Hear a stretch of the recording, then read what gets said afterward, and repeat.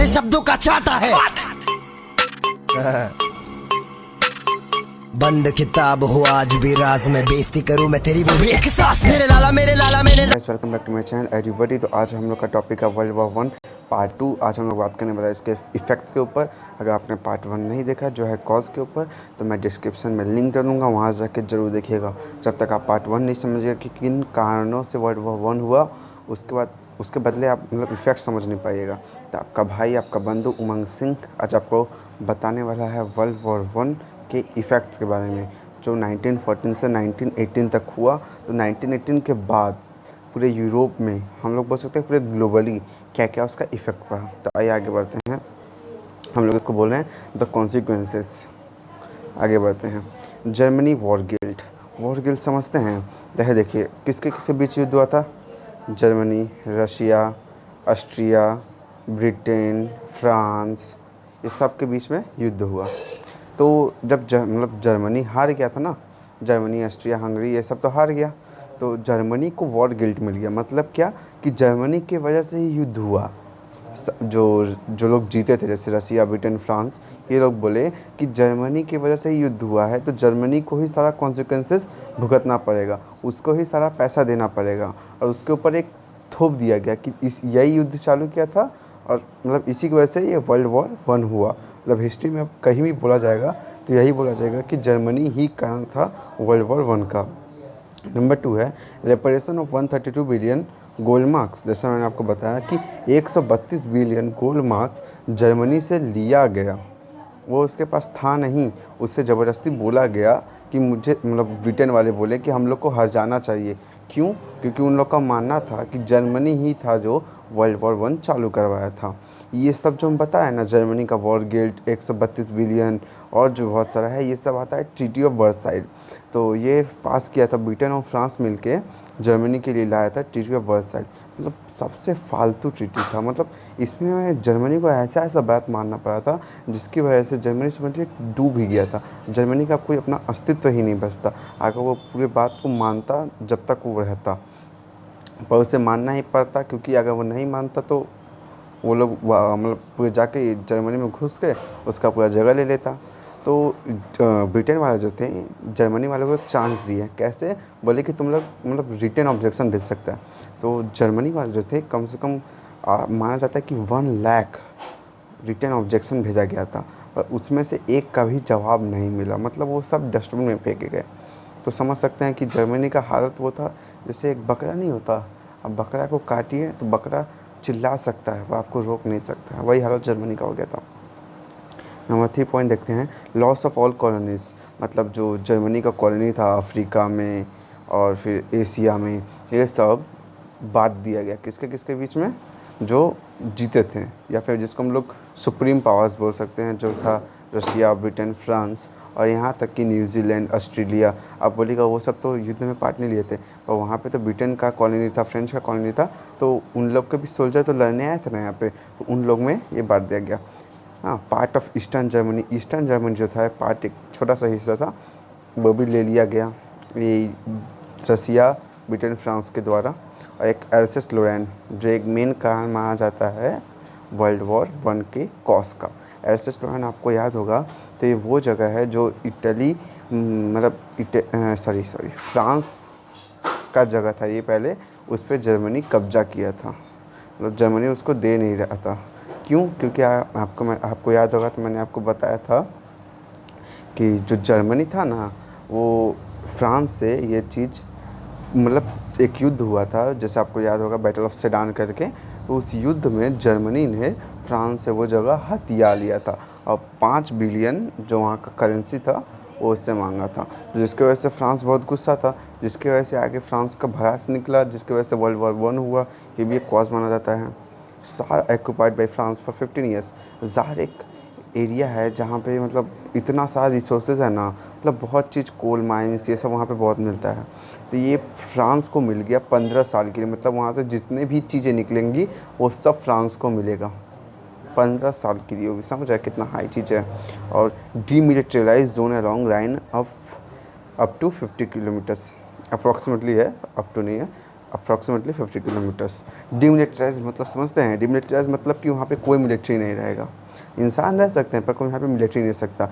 राइन एक रिवर था जो फ्रांस और जर्मनी को बांटता था। तो वो राइन रिवर जो था उसके फ्रांस बोला कि राइन रिवर के 50 किलोमीटर के एरिया में कोई मतलब आर्मी वाला नहीं रहेगा, जिससे अगर फ्रांस को जब मन करता जर्मनी में घुस सकता था और जर्मनी पे कब्जा कर सकता था। Germany army to 1 lakh men, no tanks, heavy artillery, poison gas supplies, aircraft, airships और conscriptions। तो जब वो लोग जीत गए फ्रांस, ब्रिटेन, रशिया, तो वो लोग बोले कि जर्मनी का आर्मी को 1 लाख मतलब कम करके 1 लाख रख दिया जाएगा। तो ये देखिए एक इंसान थे, उन्होंने बताया था कि डीमिलिटराइजेशन उस समय पे चल रहा था। सब बोल रहा था कि डीमिलिटराइजेशन करना चाहिए। जब वो वर्ल्ड वॉर 1 हुआ, सब देखा कि इतना यहाँ पे हल्ला मतलब इतना सब लोग मर गया, तो लोग डीमिलिटराइजेशन होना चाहिए पर सब कंट्री का, मतलब ब्रिटेन का भी होना चाहिए, फ्रांस का भी होना चाहिए, रशिया का भी होना चाहिए। पर ये लोग क्या किया, ये लोग बस जर्मनी के खिलाफ ये लागू कर दिया, बोला कि जर्मनी का ही डीमिलिटराइजेशन होगा। मतलब उसका जितना सेना था उसको कम करके 1 लाख रख दिया गया। कोई टैंक्स नहीं, कोई हेवी आर्टिलरी नहीं, मतलब जैसे रॉकेट वॉकेट वो सब नहीं रख सकता था।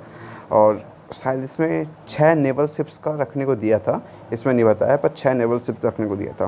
पॉइजन गैस सप्लाईज जिसको हम लोग बायो वॉर भी कहते हैं, पॉइजन जिसे गैस नहीं रख सकता था वो लोग अपने पास में, एयरक्राफ्ट नहीं रख सकता था, एयरशिप नहीं रख सकता था, ये सब उन लोग को रखना मना था। और एक चीज़ और बताते हैं कि यही सब ये पूरा मिलकर ट्रीटी ऑफ वर्साइल बनता है। बताइए अगर हम लोग आगे बढ़ते हैं कि Germany continuation, navy limited to vessels under 10,000 to no submarines. जो नेवी था उसको 10,000 लोग उसमें थे और सबमरीन एक भी सबमरीन उनको रखने का इजाज़त नहीं था। Ban on union of Germany and Austria. तो जर्मनी और ऑस्ट्रिया जो था ना, मतलब अब वो लोग सोचा था कि हम लोग अब एक हो जाए, मतलब एक पूरा यूनिफाई हो जाए दोनों मिलके, ताकि हम लोग का दर्द कम हो जाए। दर्द क्या, तब भी उन लोग के ऊपर जो चार्जेस लगा था वो थोड़ा सा हल्का हो जाए। पर जो ब्रिटेन था, फ्रांस था, वो लोग बोला कि अगर जर्मनी और ऑस्ट्रिया एक हो जाएगा तो एक नया सुपर पावर बन जाएगा। इसलिए वो लोग नहीं चाहता था, इसलिए वो लोग ने बैन लगा दिया कि जर्मनी और ऑस्ट्रिया ये कभी यूनिफाई नहीं हो पाएगा। Provision for trial of former Kjær and 85 other for war crimes. तो जो फॉर्मर काइज़र, एक वहाँ के जो जर्मनी के वो होते हैं, क्या बोल सकते हैं उनको, पीएम या फिर किंग, उनको काइज़र कहते हैं। तो उन पे ऊपर एक ट्रायल चला, क्यों? क्योंकि जैसे जर्मनी को वॉर गिल्ट मिला था, जैसे हम लोग को बताया था कि जर्मनी को वॉर गिल्ट मिल गया था, वॉर गिल्ट के साथ साथ उनको वॉर क्राइम भी मिल गया था। मतलब जो जर्मनी के मिलिट्री वाले लोग थे उनको बोला गया कि वो वॉर क्राइम किए। वॉर क्राइम समझते हैं? जैसे बोला था कि वॉर में सब कुछ जायज़ है, पर वॉर क्राइम क्या होता है? जैसे जो आर्मी मैन है किसी दूसरे देश में घुसे, जैसे हम आपको एग्जांपल दे बता रहे हैं कि वर्ल्ड वॉर 2 में हुआ था ये। फ्रांस गया था, जब जर्मनी में घुसा था तो फ्रांस जर्मनी में घुस के उसका एक बहुत बड़ा म्यूज़ियम था, उसको तहस नहस कर दिया था। ये होता है वॉर क्राइम। मतलब वॉर हो रहा है तो सिर्फ सेना से सेना में होगा, ये नहीं कि सिविलियन में होगा। जैसे फ्रांस गया था, वहाँ कहीं लड़की औरतों सबको उठा के लेके आ गया था, ये होता है वॉर क्राइम। तो ये सारा वॉर क्राइम बस जर्मनी के मिलिट्री के ऊपर लगा था, ना ही ब्रिटेन, ना ही फ्रांस, ना ही रसिया के मिलिट्री के ऊपर। तब ऑस्ट्रिया को क्या क्या मतलब ट्रीटी ऑफ वर्साइल के अंदर हुआ कि loss of territory to Italy, Italia irredenta. तो जैसे आपको याद होगा कि यूनिफिकेशन ऑफ इटली मैंने बताया था कि इटली जो था, मैंने पिछले वाले वीडियो में नहीं, हाँ पिछले वाले वीडियो में बताया था कि कॉज के ऊपर। तो इटली जो था वो उस पहले तो साथ देने का वादा किया था, जर्मनी, ऑस्ट्रिया इन सब का साथ देने का वादा किया था। इटली हट गया था, क्यों? क्योंकि जो ऑस्ट्रिया था वो इटली के कुछ पार्ट पे कब्जा कर रखा था। तो जब ऑस्ट्रिया हार गया तो इटली जो था ब्रिटेन का साथ दे रहा था, तो ब्रिटेन वाले इटली को एक पार्ट दिलवा दिए जिसका नाम था इटालिया इरिडेंटा। तो वो इटली के पास आ गया, तो ऑस्ट्रिया उसको लूज़ कर दिया। Loss of territory to form new nations in central Europe. तो एक नया चीज़ आया, सेल्फ डिटर्मिनेशन। सेल्फ डिटर्मिनेशन का मतलब होता है कोई भी जगह, वो बस जर्मनी, ऑस्ट्रिया, हंगरी के ऊपर लागू कर गया कि कोई भी जगह अपने रेस के हिसाब से, मतलब वो किस जनजाति के हिसाब के हैं उसके हिसाब से अपना एक नया कंट्री बना सकते हैं। तो ऑस्ट्रिया हंगरी के पास एक नया कंट्री बनने लगा अपने रेस के हिसाब से, जहाँ का रेस था एक नया कंट्री बनने लगा, जिसकी वजह से टेरिटरी उन लोग का चाहने लगा। मान लीजिए ऑस्ट्रिया है, अब इसमें से एक पार्ट है इसमें मान लीजिए स्लेव्स रहते हैं, तो स्लेव्स बस इसमें स्लेव्स रहते नहीं होंगे, ऐसे मान लीजिए 60% स्लेव्स रहते हैं, तो इसमें 40% जर्मन्स रहते हैं। और एरिया कुछ है आपका 40 स्क्वायर किलोमीटर। तो ये जो एरिया है, जब ये नया कंट्री बन जाएगा, ऑस्ट्रिया से तो हट जाएगा, तो 40 स्क्वायर किलोमीटर ऑस्ट्रिया का चल गया, और ऊपर से वहाँ जो 40% जर्मन्स है, उन लोगों को तो तकलीफ झेलना पड़ेगा ना, क्योंकि आप समझ सकते हैं कि दूसरे देश में जाके रहना कितना मुश्किल होगा उन लोग के लिए। तो यही सब था ट्रीटी ऑफ वर्साइल। हम यहाँ आगे बढ़ते हैं कि areas lost after world war one. मैं आपको इसमें दिखाता हूँ कि ये देखिए, ये जो पार्ट है, ये जर्मनी लूज़ किया वर्ल्ड वॉर वन के बाद, ये वाला पार्ट भी जर्मनी लूज़ किया वर्ल्ड वॉर वन के बाद। आप देख सकते हैं यहाँ पे। अरे हम लोग आगे बढ़ते हैं। ये देखिए यहाँ पे कुछ कुछ चीज़ दिखाया गया है, हम लोग देख लेते हैं कि जर्मनी लॉस्ट ऑल हर कॉलोनीज, जैसे हमको बताते थे, नॉर्थ स्लेगवान गिवन टू डेनमार्क। जो नॉर्थ स्लेगवान था, जो जर्मनी और ऑस्ट्रिया मिलकर जीता था, डेनमार्क का जो जगह था, वापस डेनमार्क को दे दिया गया। Eupen and Malmedy given to Belgium. तो बेल्जियम से भी जर्मनी का मतलब झगड़ा चला था, वॉर लगा था, तो बेल्जियम को भी इसमें फ़ायदा मिल गया। जो यूपेन एंड मालमडी था, वो बेल्जियम को दे दिया गया। To France which had lost this land to Germany in 1871। मतलब एल्सेस लैंड के बारे में आपको बताएं, Saar coal fields given to France. यहाँ जो जार कोल फील्ड था, जहाँ से कोल मिलता था, वो दे दिया गया फ्रांस को, वो भी पूरे 15 साल के लिए। Germany was forbidden to unite with Austria, जैसे मैंने आपको बताया। New government met here, so Germany was called, sorry यहाँ पे दिख नहीं है, वीमर रिपब्लिक, सॉरी। तो जर्मनी को न्यू गवर्नमेंट मिला, जिसको हम लोग वीमर रिपब्लिक कहते हैं। ये देखिए यहाँ पे लिखा है कि dancing a free city run by the league of Nations. यहाँ पे एक नया सिटी बन के, जैसे आपको पता था सब डिटर्मिनेशन, तो वहाँ पे एक नया सिटी बन के जो लीग ऑफ नेशन बनाया था, और उसे लीग ऑफ नेशन ही चलाता था। ये सिटी बना था कि मतलब जर्मनी में अगर कुछ होगा तो लीग ऑफ नेशन उसको संभालेगा। और Posen's rich farmland given to Poland, यहाँ पे एक बहुत अच्छा फार्म लैंड था, जहाँ पे फार्म लैंड जैसा होता है, वो पोलैंड को दे दिया गया। Poland was given a corridor to the Baltic sea cutting off the east Russia from Germany. ये भी एक चीज़ है, इसको पोलैंड को मतलब एक कॉरिडोर दे दिया गया बाल्टिक सी का, जो जर्मनी से हो के गुजरता है। मतलब रशिया और जर्मनी से हो के गुजरता है, रशिया जर्मनी में ही है, तो वहाँ से हो के गुजरता है, मान लीजिए यहाँ से गुजरता है। तो अब जो पोलैंड था, उसको ये इजाज़त मिल गया, मतलब उस जो रिवर था ना, सी था ना, उसको मतलब इंटरनेशनलाइज कर दिया गया, मतलब उसमें कोई भी देश आके उससे जा सकता है। आप बताइए, जैसे इंडिया है, इंडिया में अगर गंगा को इंटरनेशनलाइज कर दिया जाए, तो फिर क्या होगा? मान लीजिए कि अब उधर से चाइना है, तो चाइना डायरेक्ट इंडिया में घुस जाएगा। क्यों? क्योंकि जो गंगा तो उत्तर प्रदेश से भी बहती है, बंगाल से भी बहती है, तो घुस के तो यहाँ भी तो आ सकता है। तो हम लोग के सिक्योरिटी को खर्चा, मतलब सिक्योरिटी को खतरा होगा। तो यही पोलैंड वालों को जब ये मिला, तो जर्मनी का समझ लीजिए एक तरीके से बेइज्जती हुआ। ये सब भी ट्रीटी ऑफ वर्साइल में ही आता है। आगे बढ़ते हैं कि देखिए यहाँ पे जो कॉलोनीज थे, हम जैसे आपको बताएं कि अफ्रीका में ये वाला जगह, ये वाला जगह, ये वाला जगह, ये वाला जगह, ये सब बांट दिया गया। आगे बढ़ते हैं, रिजल्ट्स क्या हुआ इन सब का। ये देखिए, ट्रूप्स डिप्लॉयड, ये जो हम बता रहे हैं कि वर्ल्ड वॉर वन का इफेक्ट क्या पड़ा। ये जर्मनी वाले इतना ट्रूप मतलब डिप्लॉय किए थे, और उसमें से इतना किल हो गया, चोट इतने को लगा, और उन लोगों को कितना खर्चा हुआ, ये सब बिलियन डॉलर्स में। अगर आपको स्क्रीनशॉट लेना है तो ले लीजिए, हम 1 मिनट के लिए रुकें। ठीक है, ले लीजिए, आगे बढ़ना। ट्रीमेंडस अमाउंट ऑफ डेप्ट, मतलब अब जैसे सब कंट्री जो थे, जैसे जो सब कंट्री थे, वो सभी मतलब युद्ध के लिए बड़े बड़े देशों से, जैसे यूएसए था, उन सब से डेप्ट लिए थे, मतलब कर्जा लिए थे। तो अब उन लोग को हाई इंटरेस्ट में उसको चुकाना था, तो सभी कंट्रीज़ के ऊपर बहुत बड़ा डेप्ट था। तो उस समय ना जो ट्रीटी ऑफ वर्साइल में, जैसे मैंने आपको बताया, 132 बिलियन गोल्ड मार्क्स फ्रांस मतलब जर्मनी से लेने का बोला गया। तो ये अपना कुछ डेप्ट कम करने के लिए, ब्रिटेन चाहता था कि अगर ऐसे नहीं करेंगे तो उन लोग का डेप्ट और ज़्यादा रहेगा। US has the least of the major billion powers, US का सबसे मतलब कम डेप्ट था पूरे सारे पावर्स में। Look at this as a percent of GDP, मतलब आप उसको जीडीपी मतलब परसेंट जीडीपी देख सकते हैं। ये वर्ल्ड वॉर वन से पहले का है, और फिर देखिए फिर जीडीपी कहाँ चला गया।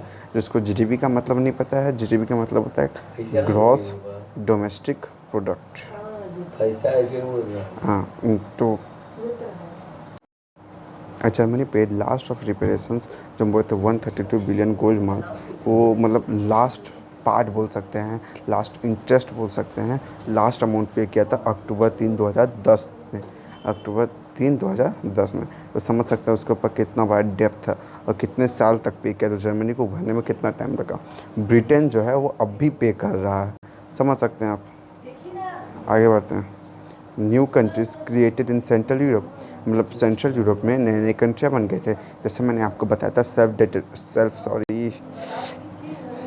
डिटर्मिनेशन के बारे में, तो वो जो आर्म्स रेस इसके हिसाब से सब नए नए कंट्रियाँ बन सकते थे। बस वो किसके, ऑस्ट्रिया हंगरी और जर्मनी से। Eliminates a free trade zone, और ये फ्री ट्रेड जोन को एलिमिनेट कर दिया। कैसे? Austria Hungary had no internal trade boundaries, Austria Hungary का कोई भी इंटरनल ट्रेड बाउंड्रीज नहीं रह गया।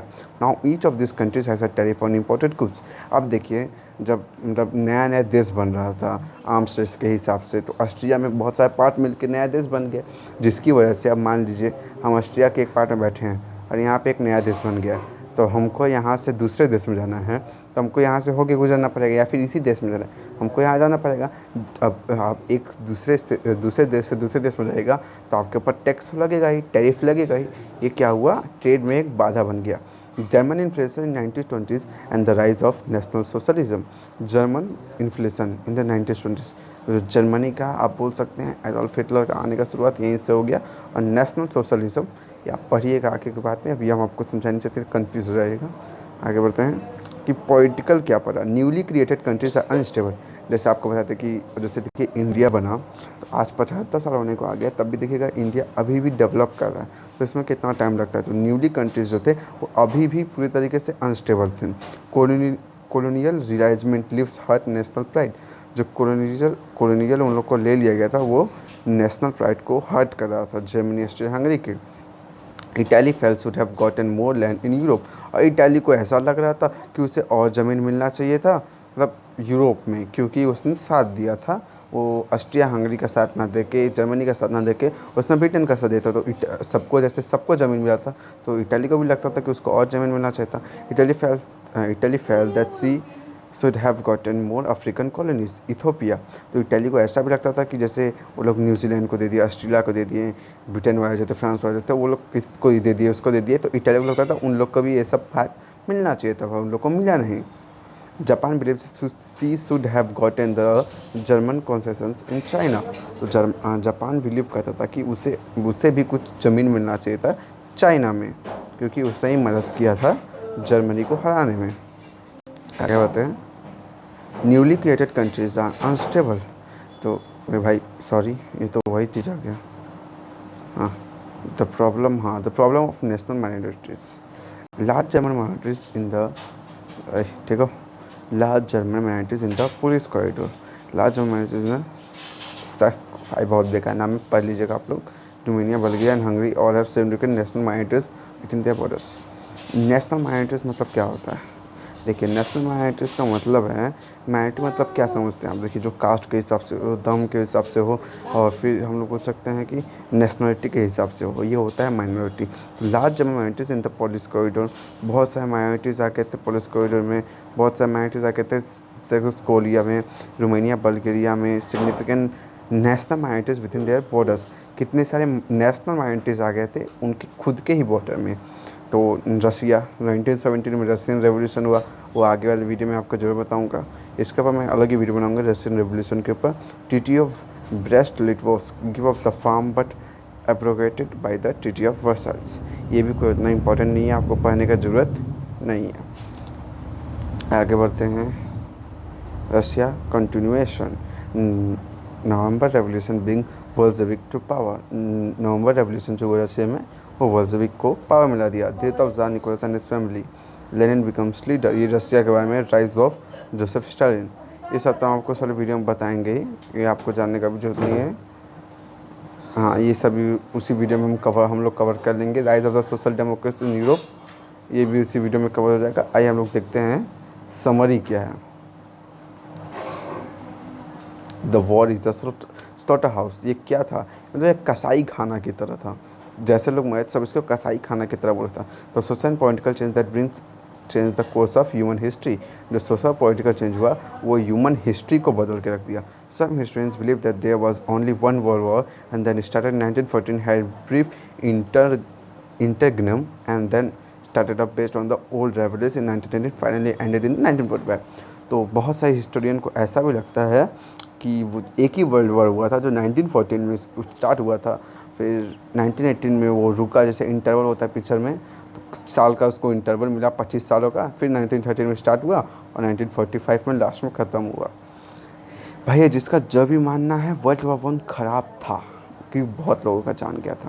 तो आज की वीडियो में बस इतना ही। अगर आपको वीडियो पसंद आए तो वीडियो को लाइक कीजिएगा, चैनल को सब्सक्राइब कीजिएगा, और आपको जैसा भी वीडियो चाहिए, जिस क्लास का चाहिए, आप बस मुझे एक बार कमेंट में बोलिए, मैं ज़रूर डालूँगा। ठीक है, तो बाय, आपका भाई, आपका बंधु, सलाम, बाय। मेरे पास कुछ बोलने को है ही नहीं तो मेरे करियर का स्ट्रगल दिखा रहा है। कल वहाँ था, आज देख मैं कहाँ पर हूँ, एनीवे हर जगह छा रहा है।